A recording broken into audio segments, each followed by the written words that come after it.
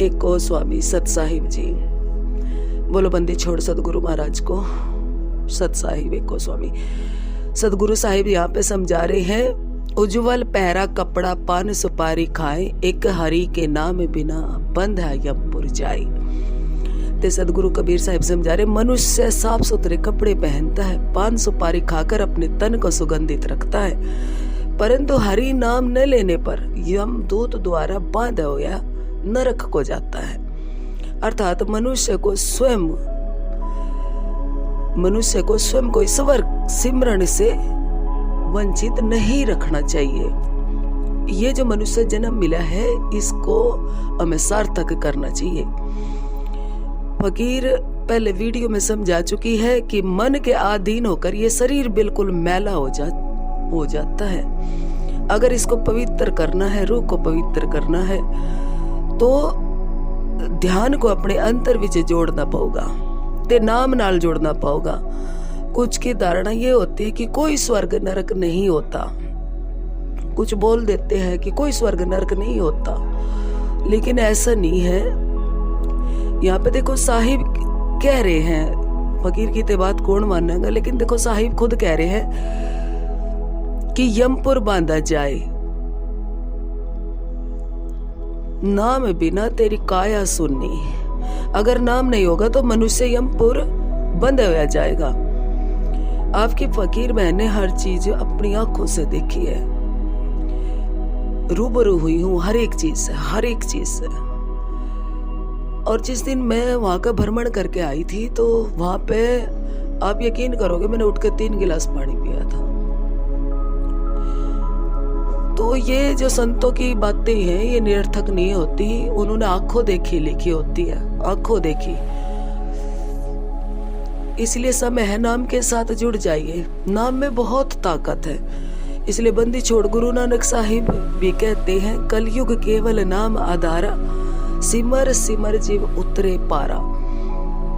नाम की नैया में बैठकर जीव भाव जल पार कर सकता है। कलयुग में सच्चे नाम में बहुत शक्ति होती है। एक बार बंदी छोड़ गुरु नानक जी से किसी ने पूछा कि परमात्मा को कैसे लभ्या, कहाँ ढूंढो, ते गुरु नानक देव जी ने बड़े प्यार नाल जवाब दिता कि कुछ नहीं करना पैना, बस उस एक हुक्म विच रहना, ते इत्थे चुक के इत्थे लौटना। उनका इशारा था कि दुनिया संसार से हटोना ते त्रिकुटी विच ध्यान लगवाना पड़ेगा। ये ध्यान ही है जो हमें परमात्मा की तरफ लेके जाएगा। दुनिया संसार से हटा के ये ध्यान क्या है, अपने अंतर विच मोड़ना है। ध्यान नाम जप ये हमें नहीं छोड़ना। दुनिया संसार से ध्यान हटाना है तो रूह के साथ नाम जप और ध्यान को जोड़ना है। ये जो भक्ति है ये कई प्रकार से करी जाती है। नवदा भक्ति का वर्णन है शास्त्रों में, वेदों में। ये भक्ति 9 प्रकार से करी जाती है। कोई भी भक्ति व्यर्थ नहीं होती, किसी भी भक्त के आंसू व्यर्थ नहीं होते। जो भाव में बह निकलते हैं और अंदर प्रेम का संचार होता है, और एक प्रेमी को अपने प्रेमी के बिना कुछ सूझता नहीं है। मतलब जब तक हमें परमात्मा का दीदार नहीं होता तो वो विरह होती है, भटकाव होता है। उसी विरह में भटकाव होता है, क्योंकि वो परमात्मा को था ढूंढने का प्रयत्न करता है, ते परमात्मा उन्हें नहीं लगता। परमात्मा कब लगता है, जब उसका मूल ब्याज सब जुड़ता रहता है। कोई भी भक्ति व्यर्थ नहीं होती, उसका मूल और ब्याज सब जुड़ता रहता है। आप भूल जाते हो, लेकिन एको स्वामी कभी नहीं भूलता, हुक्म करता कभी नहीं भूलता। यहाँ पे सबका हिसाब लिखा होता है। फिर कोई ऐसी मालिक की कृपा होती कि किसी जन्म में हम किसी सच्चे महापुरुष का सानिध्य प्राप्त होते, वो भी मालिक की कृपा से ही हमें सतगुरु का सानिध्य प्राप्त होता है। और सचखंड जीते जी हमें आत्मा, देखो बंदी छोड़ क्यों कहा गया है, बंदी छोड़ इसलिए कहा गया है क्योंकि शरीर से हमें आत्म ज्ञान की तरफ ले जाने वाला।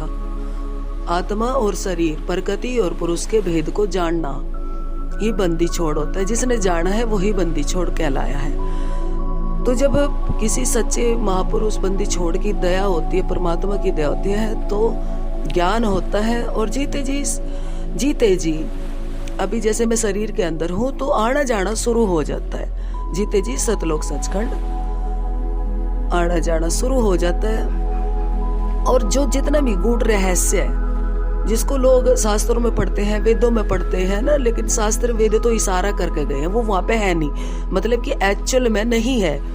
एक्चुअल में कहाँ है? जब हम भक्ति करेंगे, ध्यान करेंगे, जप करेंगे, है ना, तभी तो हम, जब हम आत्मा के भेद को जान लेंगे, तब हम एक्चुअल में, प्रैक्टिकल में उसको देख पाएंगे। इसीलिए संत महापुरुष कहते कि तू कहता कागज की देखी और मैं कहता हूँ आंखों देखी, मतलब तू कहता कागज की लिखी और मैं कहता हूँ आंखों देखी। तो संत क्या करते हैं? वो आंखों देख के बयान करते हैं। फिर क्या होता है कि जो गूढ़ रहस्य है, जितना भी ब्रह्म के पर्दे पड़े हुए थे, मनुष्य हर चीज जो दिख रही है उसको सत्य समझता है, तो इन गूढ़ रहस्य से सबसे पर्दा उठ जाता है और ये मिथ्या समान नजर आने लगती है। मनुष्य यहाँ पे होते हुए भी नहीं होता। और ऐसे मनुष्य को मन बुद्धि से आप जान नहीं सकते, आपके अंदर इतना विवेक नहीं है। लेकिन हाँ, अगर आप विवेक लगाओगे, आप नाम के साथ जोड़ोगे, तो शायद आप जान पाओगे।